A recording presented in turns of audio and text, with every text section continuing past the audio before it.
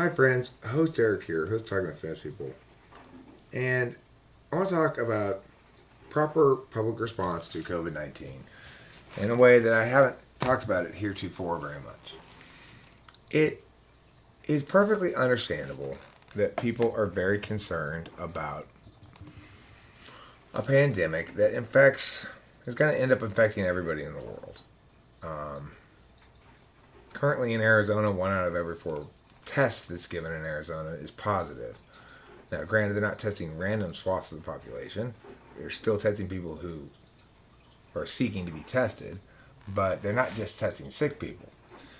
So, additionally, the other day in the news, there was an article that talked about how 10 times as many people in the U.S. have the illness as are reported in terms of positive test results. Additionally, what I've heard from a lot of different people is that this shows how badly the U.S. dealt with this. If we dealt with this properly, this wouldn't be happening. We wouldn't be having these re-eruptions of infection rates and so forth. First of all, anybody who's saying that you want to blame how this has been implemented for the problems, that's something you have to know before you come up with your plan, is whether or not it's actually going to be implemented. And if so, if it's implemented perfectly, what's going to happen? Probably. If it's implemented perfectly, what's not going to happen? Probably. Stuff like that. It needs to be articulated ahead of time. So, what I said at the beginning of this was, even if this shutdown works, this 2-month-long shutdown in California and most of the United States, in some extent, works, and it flattens the curve, quote unquote, and you've got substantially fewer people getting the illness now, what is going to stop the illness from re-erupting and infecting everybody as soon as the quarantine is lifted? In fact, unless the quarantine is absolute, what's to stop that infection rate from gradually building up speed even during the quarantine? It seems to make sense to me that if it's really as contagious as they say, that you either have to geographically isolate a population of people who are infected entirely, or it's going to spread. And of course, what I said was correct. It has in fact played out that during the quarantine, infection rates were reduced. That in some places slowing, but that, like I said at the beginning, we didn't have enough information to really make that conclusion. So, because they were only testing the sickest people, because there was such a deficit of tests and stuff, people were making decisions out of ignorance. Regardless, what's happened is, of course, done with the quarantine, and now we've got this massive increase in infection rates. So what should we conclude from this? Well, I want to point out again the obvious thing that we should do. Nothing. Let it run its course. People seem to be appalled at this notion. And then when they see that I'm right and that the policy approaches that we've been taking don't work, when they see that I'm right, that the costs are enormous, but the impacts are mitigatory at best. Sometimes in the world, in life, we have to do the right thing, even though it's hard. And it's not fun to think that there are problems that we can't stop. But there are. It's called every novel disease. We can't stop the disease. We can take a few countermeasures that have varying degrees of effectiveness, but what we certainly can't do is shut down the world every time somebody's life is at risk.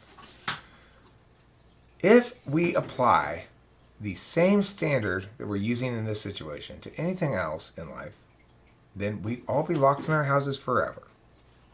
It is, in fact, the truth that this illness is going to cause fewer deaths this year than some other forms of death, even though this is its big year. It's one big show, right?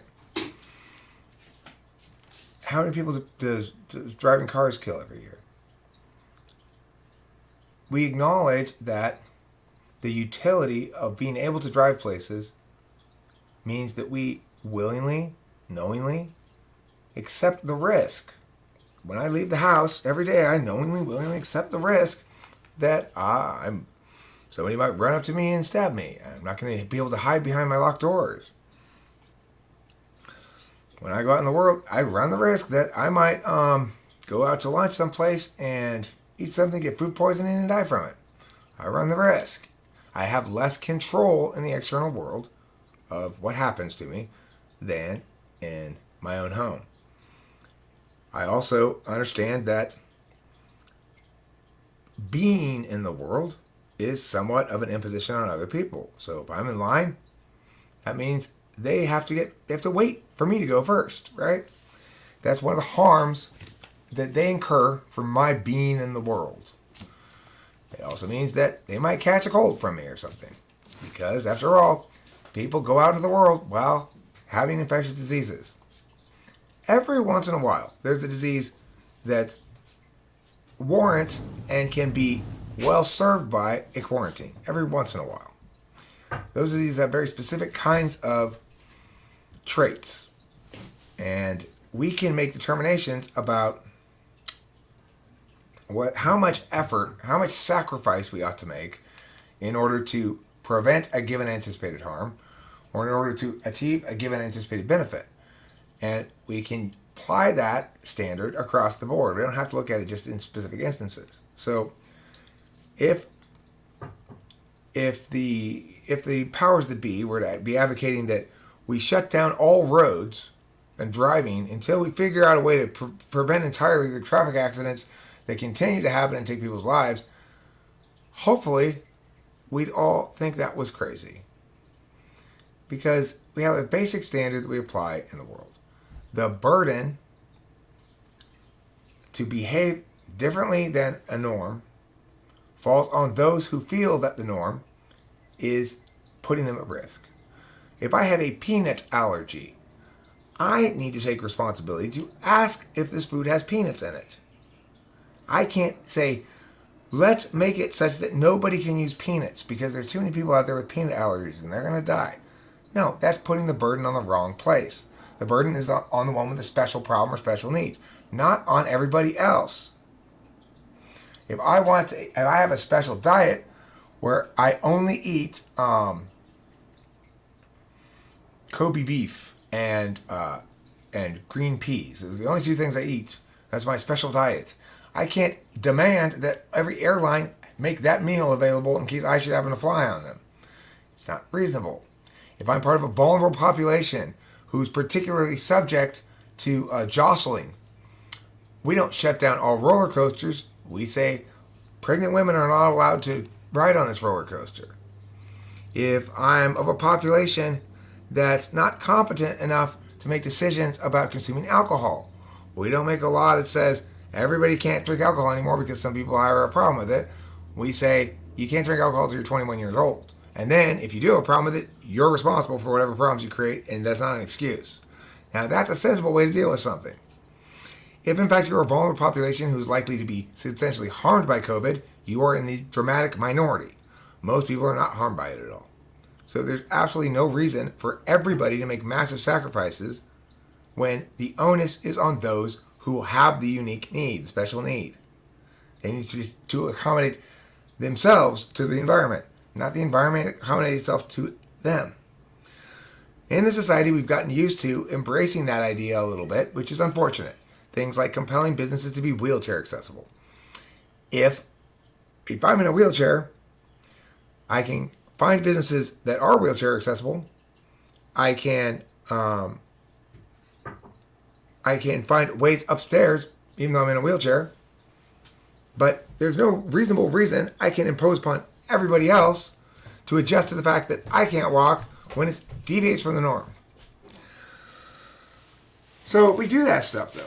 We do that stuff. We do a little bit of that stuff. And at least with ability, there's an actual concrete physical thing to point to.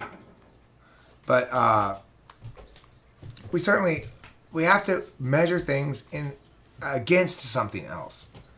How much sacrifice are you willing to make to save one life? Remember, you can't sacrifice forever. You can't sacrifice everything forever. If you have $100 to direct towards some good work, what should you direct it towards? If you have $100 worth of value that you're going to sacrifice to save something, what are you going to save it at? What are you going to save? So one of the arguments I made, and nobody's ever come up with a single response to it that's meaningful at all, is that the opportunity cost here is extravagant. The amount of expenditure per life saved is massive because we're not trying to solve the problem. We're trying to prevent people from getting a disease that once they get it, if they don't have any problem with it, it solves the problem itself thereafter. In other words, they develop the antibodies to the disease and COVID is no longer a problem for them.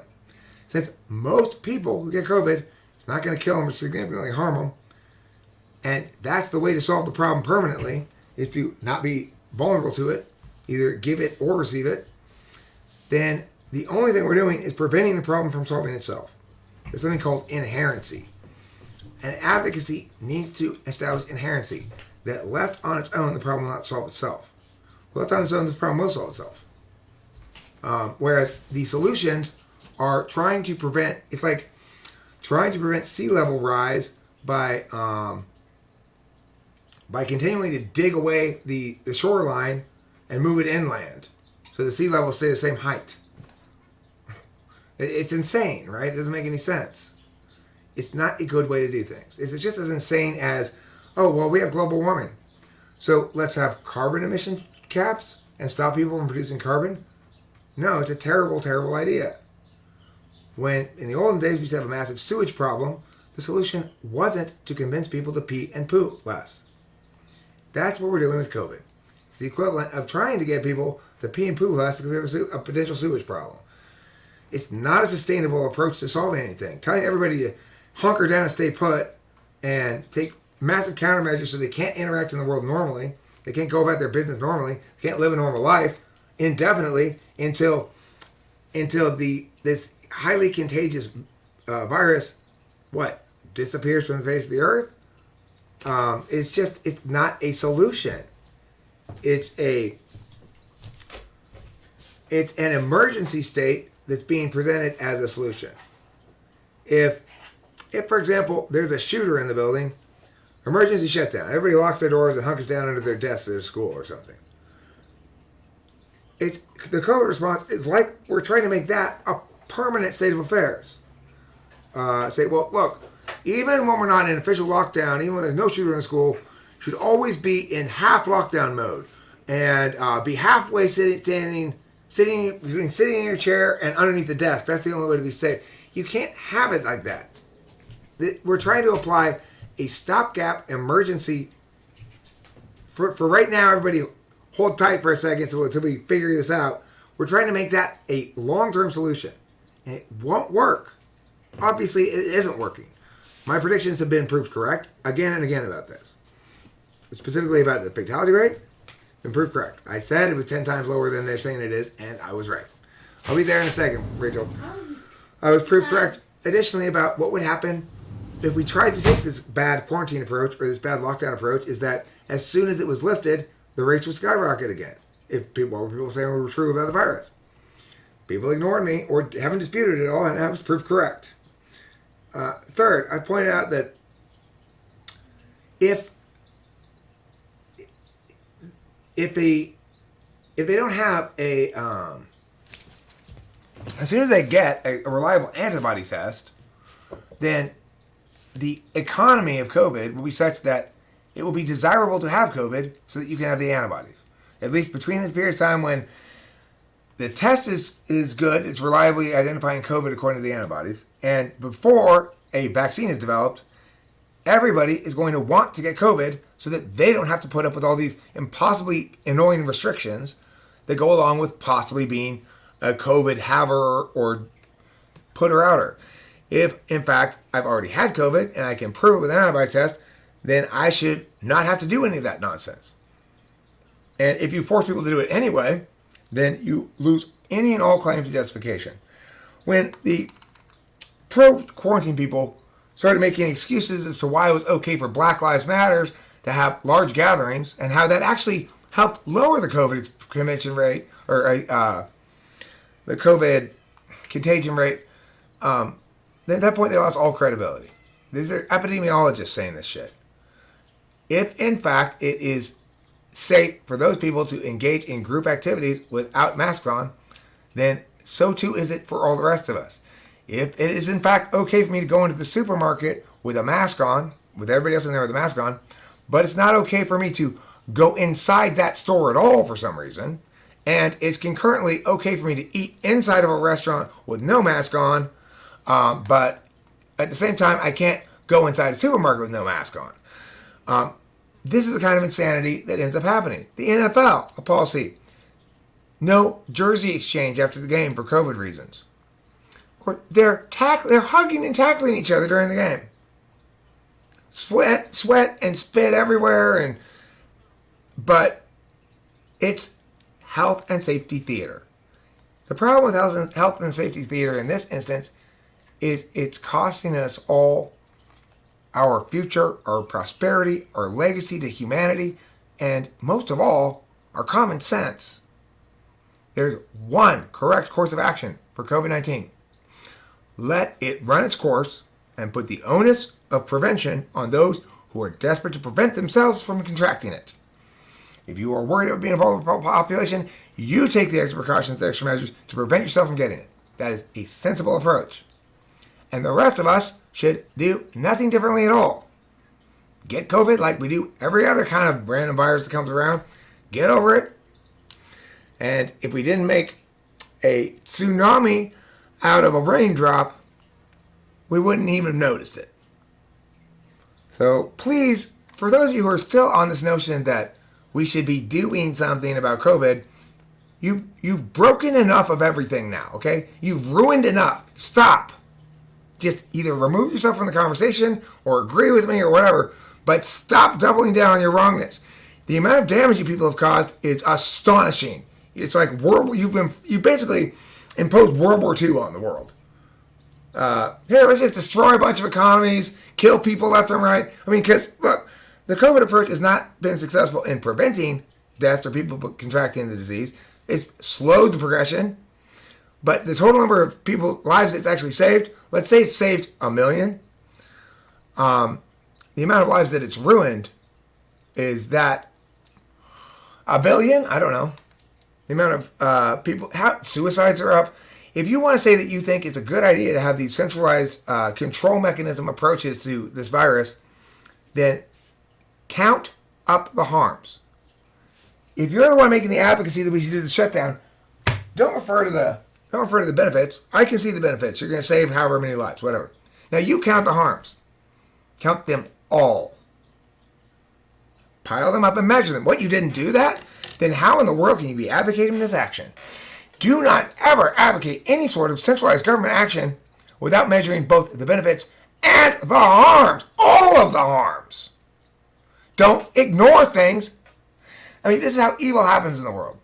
A person who feels really alarmed that people are going to die from COVID justifies destroying the world as a response to it. Now, granted, the world's not destroyed yet, but people's livelihoods are.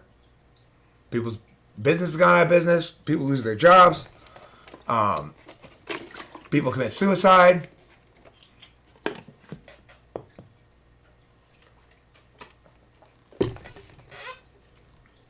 Mental health problems. People die more of other illnesses. This quarantine, this lockdown, this functioning under centralized control is unnatural. It is not consistent with what's healthy for a human being. And one of the most appalling things about it is the irrationality of it. There's no way to justify any of these rules because they're not applied consistently. And it's fundamentally unfair, unjust, and wicked to rob from one business in order to save some lives while maximally improving another business. You've got the private sector picking, you've got the government picking winners and losers in the private sector left and right, compelling businesses to go into bankruptcy, compelling the population to not participate in normal activities on the grounds that well, I know we're not. It's like, imagine this. Think about it. It's just like, so, oh God, it's insane. We've got supermarkets and stuff, and they go, well, we can't prevent people from gathering there. Okay, well then you don't want to quarantine. No, we do want to quarantine. So we're the same rule with sporting goods store. No, you can't go there at all because that's not necessary. No centralized party should ever be telling us what's necessary and what's not necessary. Why are liquor stores open? Why are weed stores open? But sporting goods stores not open? Well, because this is necessary. No, if it's necessary, then if it's too necessary for us to shut it down, that means we can't have a quarantine. You don't get to say, okay, everyone's quarantined to stop this illness, but you can still do all this stuff here, but you can't. Well, why not? Well, you're not necessary. You're not important enough. That's what the COVID people think. They think those people's lives aren't important, and those people's lives are important. And they don't care about the fact that they're compelling and imposing upon everybody their priority. We have to apply a general rule that says the onus is upon those who would expect deviation from what's normal and standard. So if you are still advocating in favor of government action in response to this COVID, shutdowns, quarantines, anything like that, shame on you, shame on you, shame on you. Not only were you wrong to begin with, but you doubled down on it. Time for you to admit I was right the whole time. Tired of this bullshit. No more masks. Don't wear it. Refuse to wear it. If you can. Wherever you can get away with it, refuse to wear it. Defy all expectations regarding COVID by the government. Do not participate in this at all. Do not accept any of the rhetoric. Go do what you want, wherever you want, however you want, and pay no attention whatsoever to any of those bullshit lies that say you're putting people's lives at risk. No, the COVID quarantine thing is putting people's lives at risk. Shutdown is putting people's lives at risk. Centralized control is putting people's lives at risk. Forced face masks is putting people's lives at risk. COVID is not. COVID kills people who are going to die from a disease, and that's when they got them. Or it is very minor. Those are two possibilities. It doesn't, being a human being in the world does not put people's lives at risk. Shit happens in the world. Act of God. Hey, you're going out of the house putting your life at risk because lightning might strike you. No, that's not a meaningful use of the term putting your life at risk. It's incredibly stupid. I'm not risking other people's lives when I behave normally. They might be risking their lives if they don't take massive countermeasures, if they're really that vulnerable to the fucking thing. But I'm not responsible for that. When we talk wrong, stupidity happens.